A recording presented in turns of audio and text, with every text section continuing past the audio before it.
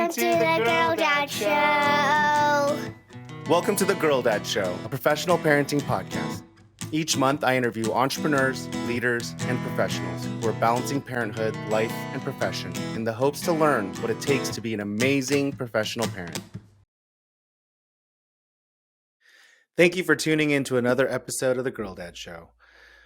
Today, I have a lot of things going on in my mind, and I am really trying to figure out how to wrap everything together and make sense of everything and keep things moving forward. It has been maniacally challenging the last few weeks, navigating a lot of priorities. It's really hard to explain. So I'm going to try my best to explain that today on what's going on and what's happening right now, and share with you a couple of fun stories. So one, I'd like to talk to you a little bit about having two children that are so different, and just the needs and adaptations that I've had to really learn how to grow as a parent and as a father to raise two different children, even though, I'm the same parent and my wife is raising them the same way. Our kids are so different. And I want to talk to you a little bit about what I learned through, parenting my kid and what that was like this last week. I also want to talk to you a little bit about where I'm at with Owners Club and the work that I'm doing, because unfortunately I haven't launched it yet. And I'd love to kind of give you an update on where I'm at with that, because I think it's just as important to share my failures as it is to share my successes, because I think that people often don't realize how much I fail in order to get what I want. And I think it's really fun to talk about and just kind of share where I'm at. And then thirdly, I'd love to just end the episode today with just kind of almost like a full circle moment and just kind of a breath of thoughtfulness, and just take a moment of mindfulness to recap, season 2. I had a really interesting meeting with Roanne, my podcast editor, and who I've actually asked her to take on more of a leadership role and become my manager for the podcast. And so I want to talk to you about that and as well. But she had mentioned that season 2 is almost over. And so there's only 2 more Girl Dad talks before we wrap up season 2 and we head into season 3. And I'm not entirely sure what we're going to have in store for season 3 and what things we're going to change, but I know it's going to be really fun and it'll be really exciting. But it's just really weird to think about having done this now 2 years in a row. I think it's safe to say that, it's something that I'm going to continue to do. My second year down is coming to a close here very, very soon. I'm 3 episodes away from it. So anyways, let's get into it. So the first thing is, this past weekend, we went to Tomfoolery, which is a arcade joined or partnered with Kalahari, the water park. And it was really fun because we had a ropes course that Lily likes to go to. And it was really interesting because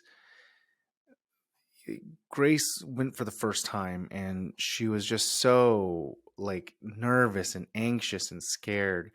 She cried and had a breakdown as it was her turn to go up, even though she was excited about it the entire time. When we got to the moment of, she just completely broke down, which, it actually happened at the zoo as well, where she was adamant that she wanted to feed the giraffe. And I was like, oh, that's interesting, because the last time we went, you were so scared you couldn't do it. But she's the one who said that she wanted to do it. And we got up to there, we got in line, we got the thing, we got the feed, and she panicked and she couldn't do it at the last minute, and she completely broke down, and she wasn't able to do it. And I didn't force her because, it was kind of hectic. There's wild animals and it was just kind of all over the place. There's people everywhere, people waiting in line. And so I didn't really address it correctly. But in this instance, it was really interesting because the same thing happened. She wanted to do it. She was in line to do it. She saw everybody else doing it. And then when we got to the ropes course to strap her in so that she can climb up and do all these things, she just had a meltdown and started crying.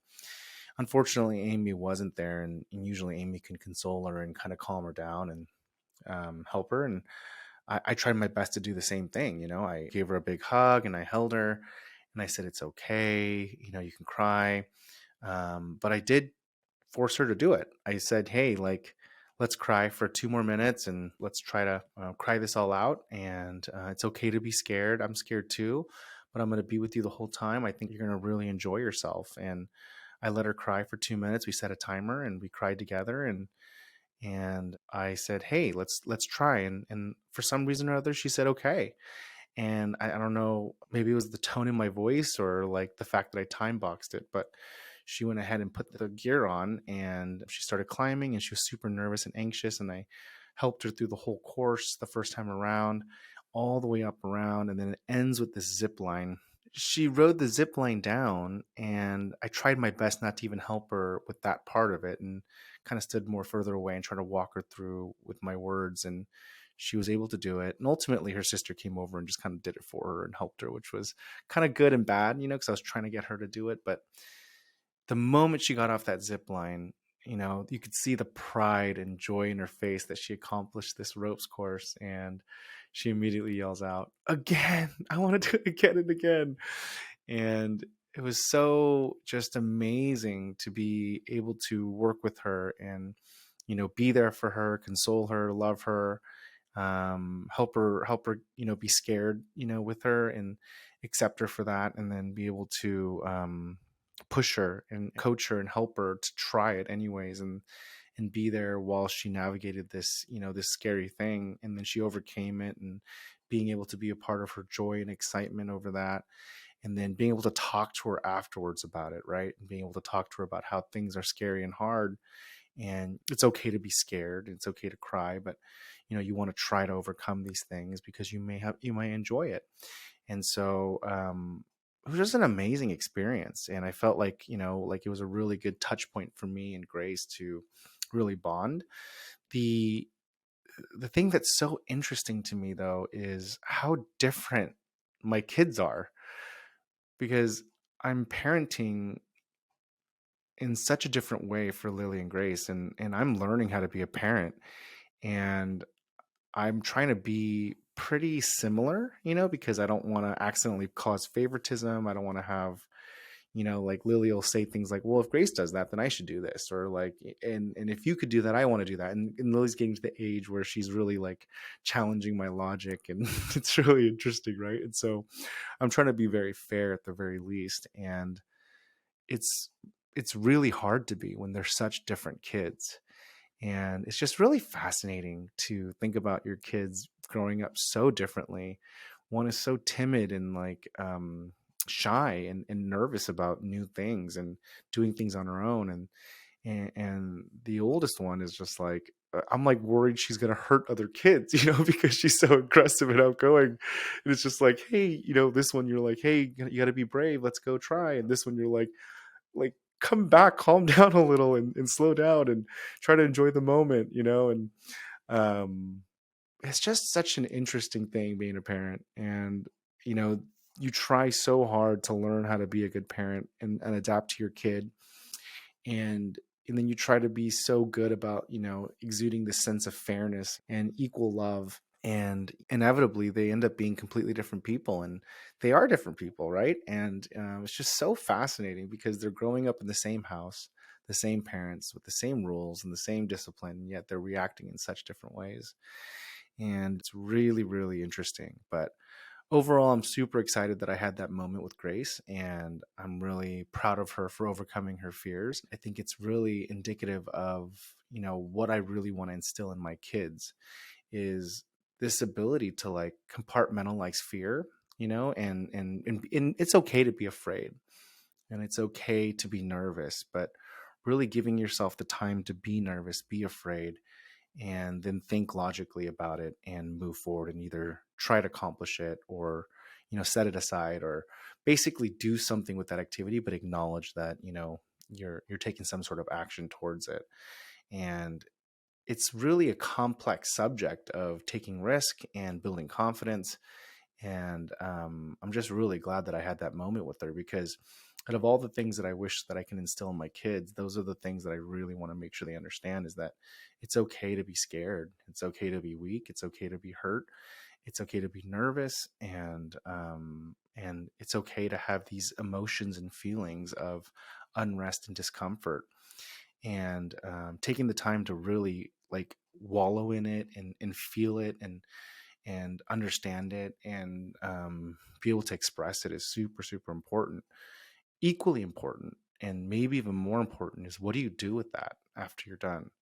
Do you allow that to take over your life, and do you allow that to dictate who you are and what you can and can't do? Or do you process it and then move on and do something about it? And that's really, I think, at the crux of what I want to be as a parent is really just teaching them that skill set. Because if they can learn that skill set, I think that they can basically take care of themselves for the rest of their lives.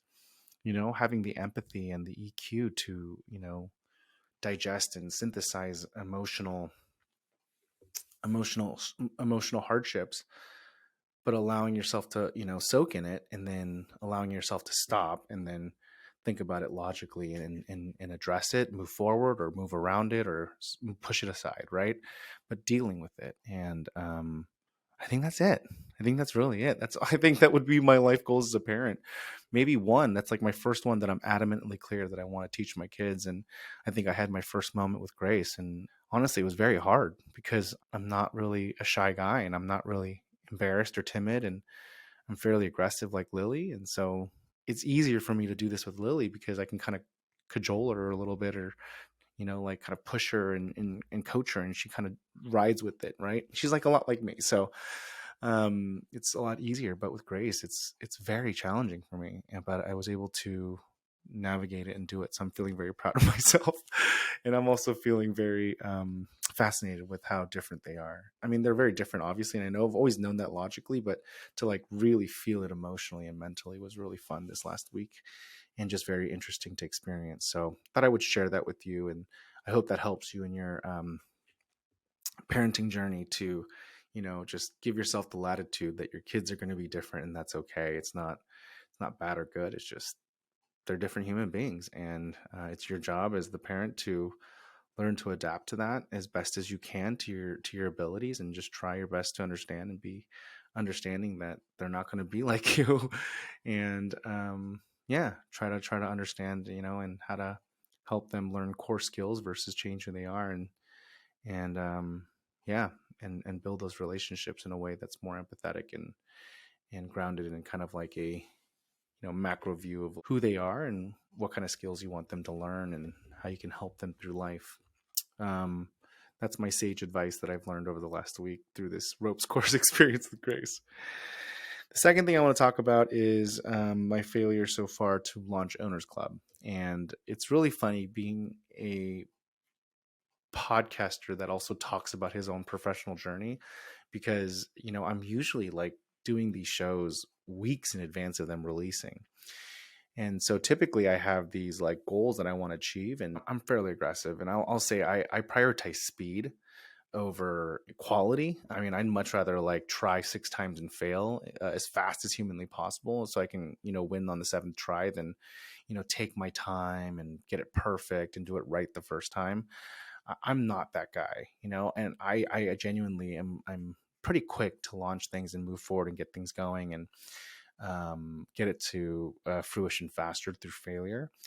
But this has been truly a very, very rude awakening to my ego and my spirit, because Owners Club is taking a lot longer to launch. And but it's going good overall. It is going really good. There's just a lot of delays, and I'm just incredibly busy. I'm a lot busier than I thought I would be, and it's taking a lot more time than I thought it would. And there are a lot of other competing priorities right now that I did not expect. And so it's very dangerous, because I'm actually intentionally going into a deficit the last 2 months financially to build this thing. And so every day that I can't launch it, I'm going further into deficit, which is really dangerous, especially in this economic times. And not to mention, I just don't like it. I just have a weird I have a weird need to be profitable, and even when my brain tells me, and I coach clients that, like, you have a certain amount of money, you can risk half of it, to build this thing, like, just relax and and build it. I know I tell these things, but it's so hard for me to do myself. I'm just not good at, like, running in a deficit. And so it's taking every ounce of energy for me not to, like, go sell stuff and just focus on building this thing and launching it. And then the fact that it's taking longer than I want is just really, really, really killing me a little bit. And yeah, it's just really painful. And so I am having a really hard time, but I'm trying to stay positive, trying to stay focused on all the projects and tasks, all the other businesses that need my attention right now, simultaneously trying to work through a lot of issues that I have with launching this business. And almost done.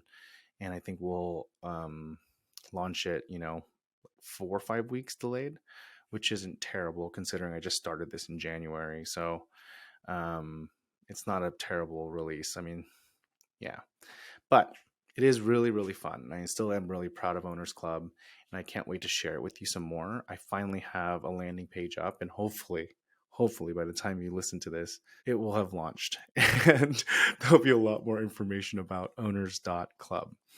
And I'm hoping that you'll read it, check it out, and introduce me to some service business owners that want to be part of a community. But that being said, that's where I'm at, and it is costing me a lot of money, and it is very, very stressful. And it goes back to the adage of, like, if it was easy, everyone would do it. Building businesses is so hard and so risky, and there's no guarantee that this business will even work. I mean, I'm passionate about it and I love it and I'm putting a lot of money into it, but just like any business, like, you could care about it, to the millionth degree. And if no one wants to buy, no one wants to buy. And so the whole thing could be a huge failure. And I could spend the next year to, backtrack on my goals for financial freedom and trying to re-pick myself back up. But for me, it's worth the risk. And I think it's what drives me to move forward. And one of the things that I wanted to share in this episode was, just some of the failures that I see, right? Because I think, like, I don't really talk a lot about, what I messed up. And I think it's kind of a misnomer to think that, all my businesses and my ability to build these, like, financial assets and investments is all, peaches and roses. It's not. I dissolve businesses like every other month. And I mean, I'm constantly shutting things down because I failed it. And so it's riddled with a lot of failures. And I'm not disillusioned to the fact that this Owners Club could also be a failure. I don't think it will be because the demand for it's pretty good, and the feedback that I'm getting is really good, but you never know, So that's the risk that you run with business. And I just wanted to share that, it's not easy, and it's really heavily delayed, and it's costing me a lot more money than I thought it would. And there's still a really good chance that it won't work, and I'm still going to do it. And that's really the second point I wanted to make today. And I hope that helps you, think about, if you're ever thinking about building an asset or building a cash flow asset or diversifying your income, just know that these side hustles and these businesses, fail a lot more than they succeed. And that's okay. That's okay. That's totally normal. It's part of the process. And at scale, like, you just got to do more of them, and you'll get better at it and your chances of success will increase. But even then, there's always the chance that things won't work out, even if you follow a really good playbook and you have tons of experience, and that's still okay. Yeah, business is hard, and there is always that risk of failure, but it's better than not trying, in my opinion. So I hope that message gets relayed to you today.